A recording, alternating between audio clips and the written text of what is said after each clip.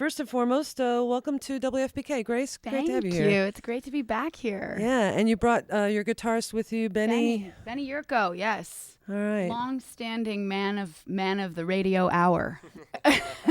And Benny, aren't you in the Nocturnals or? Sure am, yeah. Yeah, so you guys have played together for a long time. Yes. Yeah. Yep. He luckily he's sort of brought his way into this particular collective for lots of reasons, but also mainly because he is the ultimate cheerleader on the road. There's no one who makes anything as fun as Benny on the road. Now, of course, the first thing I noticed when we started receiving some promo materials about the new record and your show, it was just billed as Grace Potter. Yep. No Nocturnals, which I'm just so used to saying. It almost comes out like Grace Potter and the Nocturnals is so natural to say, but that's something has shifted. So what is it? Well, it's sort of like Tom Petty and the Heartbreakers, or any band where there's someone and the somethings. And Neil Young and Crazy Horse did that a lot, where Neil would talk about the different sounds that he likes to make, and sort of he had a lot of respect for specific band sounds. And if he was writing songs that didn't sound like Crazy Horse songs, they weren't Crazy Horse songs, and then it was a Neil Young record. It just took me 13 years to figure out that I have a lot of different influences and a lot of different music I want to touch on. And sometimes it takes almost a year of being in the studio to figure out, oh, right, this is different than everything we've done before. And usually when we make a record as a band with the Nocturnals, I write the songs, I bring them in, the band fleshes it out, and we record it. This time around, I wrote the songs, and they were kind of already fleshed out in a way that I knew production-wise I wanted. Introducing some new elements sonically that clearly didn't sound like the Nocturnals, and I just like to call things like they are, So at a certain point in the process, I realized I'm like, we should just, that this isn't that, and why call an apple an orange? So how does somebody tell the difference? What makes it so markedly different?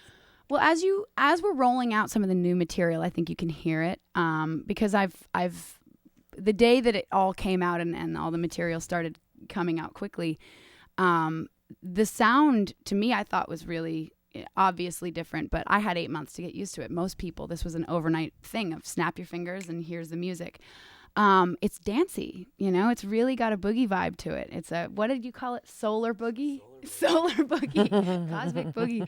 And I think that beat and the, listening to like the Pointer Sisters and, some of that later Al Green stuff, when my mom would make these playlists in the 80s and like clean the house and, get all dancey and have fun. That music is what inspired me as a young girl to want to be a musician. So I wanted to touch on some of that. And, I knew that it would be a little different for the ears. I think it was something that, I needed to do. I needed to explore. The timing couldn't have been worse because I was totally ready for it to be a Nocturnals record. But it just fell out of me. And I follow the muse. I don't know how to write songs for the radio. I don't know how to write songs for a certain market. I have no idea what my demographic is. And if you come to one of our concerts, you can tell that I don't know, because it's such a diverse collection of people. And I think really at the end of the day, I'm just aiming at fans of music across the board, people who really understand and appreciate a well-written song. So what's the first song you're going to do for us? I want to do, so this is a fun one. This is called Empty Heart. And the story behind this is I was at a casino somewhere in the Midwest, and we had played a show, piping hot day, and the buses were overheating, so they had to leave. And I decided to stay at the casino and hang with a couple of my bandmates. And I went to a pawn shop and got a guitar because the buses were gone, so I didn't have one. And immediately 2 of the strings broke on the thing. So I had 4-string guitar. I had to tune it into open C, and I'm like jangling away. And right next door, this is a Midwest casino, and the walls were quite thin. There was just Usher, just like boom,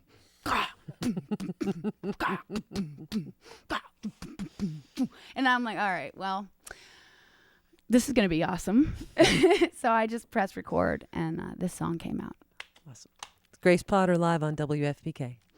I don't have the boom noise, so you're just gonna have to deal with it. Empty Heart from Grace Potter here on WFPK Radio Louisville. Benny Yurco also playing guitar with her, and they're playing tonight at Iroquois Amphitheater. Starts at 7:30. Jessica Lee Mayfield is on the bill. She'll be opening, and the new album is called Midnight. It's coming out August 14th. That song, Empty Heart, was the first track that I've had a chance to hear from it, and it's great. I loved it. Cool. Great song. Right on. Thank you. Now, do you have some special guests on that song in particular? So I think I read something about... Yeah, well, I had a really amazing experience. I think about, right around the time I started realizing it was a solo record. I was like, wait a second, I can invite anyone I want to come be on this record. So there's a lot of fun characters that came in. But this song on the record features a gospel choir, which made up of a really interesting lineup of people. It was not an actual gospel choir. It was a cobbled together collection of people who really do understand the soul of being on tour, being out on the road and feeling it. And one of our tour mates, Raylan Baxter, who's a wonderful singer-songwriter, he's just a great guy too, and a fun hang. He opened for us years ago, and many times he's been out on the road or come up and played our festival, and so he came out and sang on it, as well as an amazing singer named Audra May. We know Audra May. Awesome. I love her so much. Yeah. Yeah, she's a real gem. Mm-hmm. And then a lot of really, basically anytime anybody came to visit the studio, I'd be like, hey, get in here. I want to get you. And I came up with a vocal arrangement that I thought was a perfect mess. And you can hear it because I don't know how to conduct a gospel choir. And so it was a really interesting process of layering and texturizing voices to sound like a gospel choir. But it was mostly just my friends and road-weary warriors wandering into the studio for the day to take a break. And lots of coffee and cigarettes were smoked and drank while also trying to sing. I don't recommend it. Not the best combo for the voice necessarily. No. Or maybe it is. I don't know. So you mentioned something about Raylan playing at your festival. What festival are you talking about? Well, we have our own festival in Vermont called Grandpoint North that started. This is going to be the 5th annual. And it's really, it actually, we'd been playing and guinea pigging that site for many years before we started a festival. But we have an amazing foothold of friends, family, and promoters and people who know about the live music and outdoor music scene in Vermont, dating all the way back to when Fish was really just getting started. Some of the people that are part of our groundwork were part of their groundwork as well. And I've wanted to do a festival forever. Since I was 12 years old, I would paint pictures of lights, just like you have in here, these beautiful festoon lights that are hanging. All people gathered together around the source of music as a common goal, a common interest, and a common source of strength. And so I remember, my sister and I painted this huge mural of what we thought the perfect music festival would look like. What did it look like? Oh, it was hilarious. It was lots of tent poles with no tents on them, and then lots of crazy stuff hanging off of them, which is actually one of the themes at the festival. There's lots of flags. And if you've ever seen any images from Glastonbury Music Festival, they have all these kind of medieval flags in the midst of the festivities. So I wanted that element. We also have, my sister is the art curator for the festival, so we have all these crazy art installations all along the site. And we also have something called Grandpoint Local, which is all locally sourced food and an amazing collection of food. Because I'm sure, as you guys know, here in Louisville, it's the local food and farm to table has become such a absolute. It's a bond that everyone can share in. It's like, why wouldn't you eat food that's within 50 miles of where it was grown?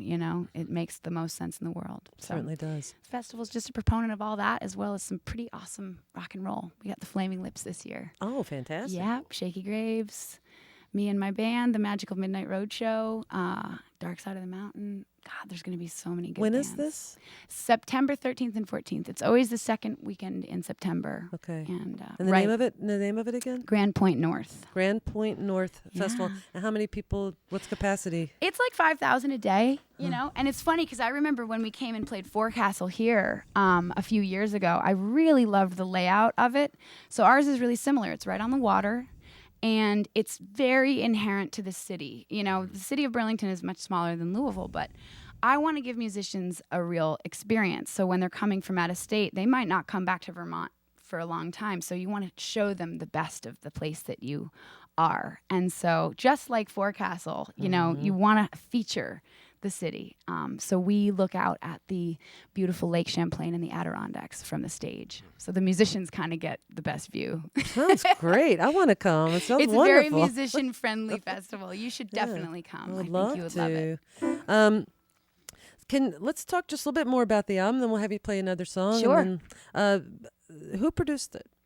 It was produced by Eric Valentine. He's a producer, long-standing producer of a lot of music from the late 90s and early 2000s, like Smash Mouth. And I mean, when I first heard his catalog of music, it was baffling because he does everything from Queens of the Stone Age to Nickel Creek. He really has quite an eclectic interest in music and sounds. And so we started working together. It was over a year ago on this album. It took a year to make, which is very rare in the music industry. What's normal? I would say 3 months tracking and you know, I mean, Benny makes records really fast. Yeah. Benny makes 3 weeks and he's done, bangs it out. Oh, they're so good. They're so good. Why did this one take so long, you think? You know, again, there's so much self-discovery that was going on this year, and I was in total denial that this wasn't a Nocturnals record. So it took a long time to kind of adjust my skew and understand, like, okay, this direction is something that's worth pursuing, you know, and it will be confusing for you and then for many other people, but you need to take the time to nurture this creative direction and really respect yourself, respect where your art is coming from, because there's a reason you're writing these songs. It's not like you're being pulled away by some evil, you know, songwriting machine that wants you to turn into a pop star, you know, and have a wind machine and backing tracks. It's something else. There's a goal in mind here that you seem to be aiming towards. So just acknowledge it and go there. And Eric Valentine, did you say? Eric Valentine. Yeah. He was supportive of that. Yeah, I mean, I think he thought he was going to be making a super hardcore rock and roll record when we first started, and then suddenly it turned into, you know, there was a lot of beats that were coming out of me that were definitely had that late 70s, early 80s boogie vibe, and he was, you know, he's never one to stop a creative process. I think he really nurtured me. If anything, he wanted me to just boil down the lyrics and the song structure into something that was not only cool sounding, but also true. It's like, what's true? You know, just ask yourself, what are you telling the truth, or are you hiding everything behind metaphors? Because if you keep doing that, you're just no one's gonna understand your voice, you know? And that's a really scary thing, to peel back those layers and reveal what you're really thinking. Now, we'll get to another song here quick with Grace Potter, but I am curious as to how your bandmates received that news that, hey, you guys, this is gonna be a solo record. And how I can't speak for everybody, but I do know that they probably knew before I did that these were different sounding songs, you know. And Matt, my drummer and husband, you know, and Benny here are still out on the road. So there's definitely emotions and feelings and understanding of, like, okay, well, this is a different thing, and you go do your thing, I'll go do mine. But you know, it's really hard to let go of 13 years of what you're comfortable doing. It's really scary. And it can be even scarier if you don't feel supported. But luckily, my bandmates and the Nocturnals are my friends, and they really understand and know that what makes me tick, and that it's not, you know, it's not about being exclusive. It's about being inclusive. Thank you guys so much. Great to have you, Grace. It was so great to be back here. I love this place. Thank you. So fun. So glad you like it, and that you come back and see us. We love it. Oh man, you know, we've got lots of pals in Louisville, so it was great. We got an extra couple days here. We went to Lakeside yesterday. Oh, it was amazing. I'm jealous. So I don't even get to go to Lakeside. You have to know somebody. That's right. We did. We happened to know somebody, and I think we behaved ourselves pretty well. I think so. Benny did some amazing dives off off the high diving board. Rats. Wish I could have seen that. Lou Ganis inspired. All right. Well, thanks again, guys, and have a great show tonight. See you at the Thank you show. so much. All right.